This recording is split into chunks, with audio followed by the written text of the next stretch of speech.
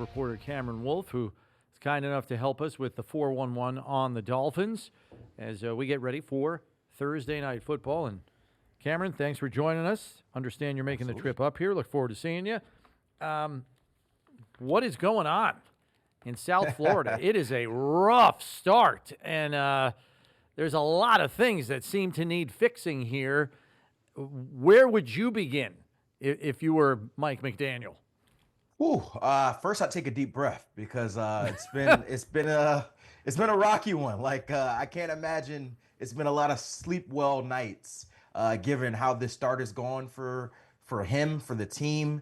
They had a players only meeting after a week 1 loss. Fans are flying fire McDaniel, fire Greer banners over the stadium week 2.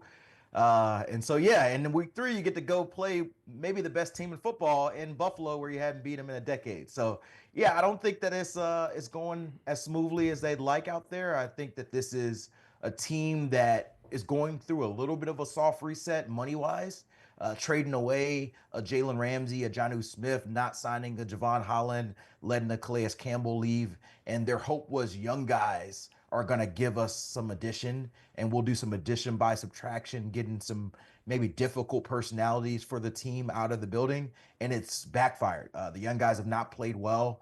Seems like teams have become even better at figuring out Mike McDaniel's scheme, and what we thought was going to be their biggest strength, their pass rush, has been really, really slow to start the year. So that leads us to 0-2 and disaster start in Miami. And certainly they got off to the slowest of starts. They were down 30-0 in the opener to the Indianapolis Colts. Some of that, though, to me, and I watched the Patriot game as well. Some of it's self-inflicted. They got penalties at the impossibly worst time, holding penalties, calling big plays off, taking plays off the board.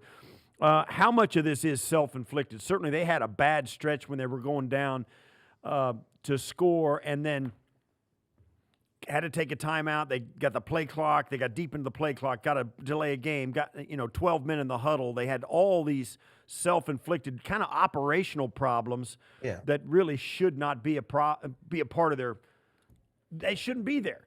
And yet here they are struggling to get guys on 11 guys in the field. Yeah, it's year 4 of Tua, Mike McDaniel. You're right. It shouldn't be there. I actually was up at the Dolphins facility this week, and I asked Tua that same question. I'm like, you're talking about plays getting in and out of the huddle slow, poor communication. Like, year 4? How does this happen? And his response is that we've got a lot of young personnel, whether it's offensive linemen, whether it's new young receivers in the building, running backs in the building. And he said, whether it's the translation from me to them, whether it's the translation from the sideline to us, it's just more complex for this group than it has been in the past. And so what used to be their advantage, the timing, the motion, the getting defenses on their heels, has been their struggle, because they haven't been able to figure out their own strength. And so you're seeing what you're talking about, those operational mistakes, even little stuff of being able to dissect defenses pre-snap. They haven't had time to do that because they're always rushing to the line of scrimmage. And so I do think there's an element here of too much youth and key positions for them. There also is a situation where Tua, coming off a year where he had a lot of injuries, seems hesitant to hold on to the ball a little longer than maybe he has in his mind. And I get it. It's a burden because you don't want him to get hurt.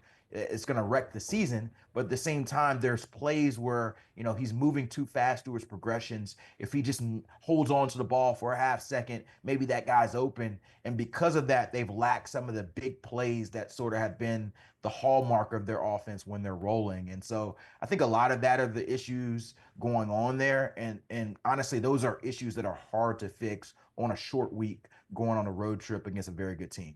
How would you assess their run game right now? Because it seems like running the ball is tough too, and maybe it's partially due to the fact that you got 2 backups on the right side of the line, with James Daniels on IR along with Austin Jackson after just 1 game played. That's a tough hand to get dealt. How much do you attribute it to the line? Is there some other factor going on there, or are they finding themselves behind on the scoreboard and just more apt to throw? Yeah, a combination of that. Like, they have been behind by 14 points in each of the last 2 games. And so you're not going to tally up a high amount of carry numbers either way from there. Look, Devon Achane is one of the best explosive backs in the league. And so when he gets going, he can tear defenses up. The problem is he hasn't got a chance to get going. Like he hasn't had the amount of carries to be able to get off. And at the same time, as you mentioned, the whole right side of the line is backups, and your left guard, Jonas Savianaya, they drafted in the second round, has really struggled immensely, and they need him to start because they have no one else. But it just seems like it's a little too much for him at this stage of his career. And so you've got three spots that are liabilities on the offensive line. It makes it hard to run the football. And so people ask me, hey, what is the Dolphins' route to win this game? It would be the run game if things were flowing, because they have a running back who can break explosives, because the Bills love to play those split safeties with a wider box. That would be the area. And we saw what Derrick Henry and Lamar were able to do in week one. And so that would be the area I would say, but I haven't seen enough from the Dolphins to feel like they can even competently run the ball and exploit what may be a perceived weakness. It seems to, from this angle, we're up here, in Buffalo, but it looks like in the games that I watched already, Achane is their best offensive weapon. Certainly, Sure. Tyreek has not been allowed to get cut loose. He's made a few good catches, no question, because they're trying to get him the football. But Achane is really the key to any success they're going to have this season. Is that right? 100%. He's the number one cog in our offense. I think for public, like you said, people still think Tyreek first, Waddle second, but Achane is going to lead your team in touches every week. He's going to be the guy who opens things up for those other guys, because right now teams are taking the Bills blueprint, and I call it the Bills blueprint because they've done it better than anybody has done against Miami the last few years, playing split safeties, bend but don't break, saying you're not going to beat us with the deep ball. We'll challenge you to run the ball. We'll challenge you to continue to nickel down your way down the field, but we're going to cover the middle. Can you continue to beat us outside? And we saw the Patriots just do it against them. Vrabel came after the game and said, we want to clog the middle. The Colts, they destroyed them. They said the same thing. We want to clog the middle. And that's what the Bills have been really good with their scheme with for a long period of time. So, yeah, Achane is the route with those dump-off routes they like to throw and the outside zone runs. That's going to be the route if Miami hopes to be in this game late in the fourth quarter. We're trying to figure out how the Bills might attack this Dolphins defense.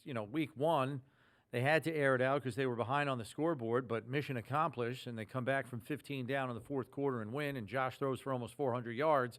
And then the next week, they just bludgeon the Jets into submission with James Cook and Ray Davis. And we're kind of sitting here going, well, good problem to have because you made both work. Yeah. I'm just curious, too, because, we heard the label that Deshaun Elliott gave his former teammates after he left and went to Pittsburgh, calling them soft. And I'm watching Ramondre Stevenson roll through tackles like it's no problem last week. Right. Is this a team that can be beat up on in the run game?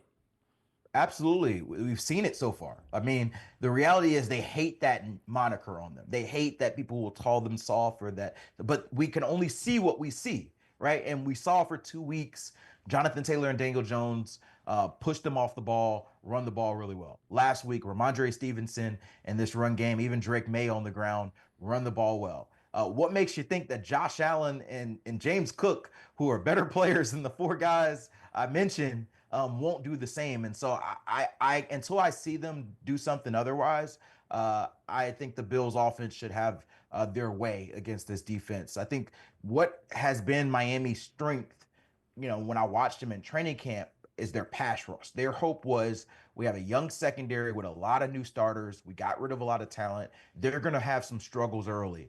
We're going to lean on our front seven to pressure and help us out. And right now, that pressure just has not been there. When I watch the tape, it looks like guys maybe trying to do too much, playing outside of their lane and maybe giving up plays because of that. And so, you got to play within yourself, not hunt for that sack. And, I don't know if that gets fixed against a guy as dynamic as Josh Allen, as a scrambler. So Miami's defensive, success is going to depend on, can we stop the run and can we try to make them, second and third and long and have Josh in situations where we're getting the ball out of his hands.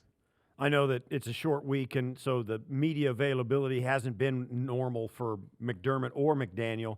But Mike McDaniel, has he said anything in his media availability that gives anybody, like, like they got a plan. Here's what we're thinking. Here's what we're going to do. And what positive and what hope has he brought to the table in the interim after 2 poor outings? Yeah, I think the reality is they've tried to take this on with a lot of public accountability, which has been a different change up for them. They've been willingly to call guys out who haven't played up well. And so I think that they're hoping that maybe the pressure of the outside and the criticism of public accountability will drive more out of these guys. Yeah, I think we talked a little bit earlier about some of the schematic issues they've had when defenses figuring them out.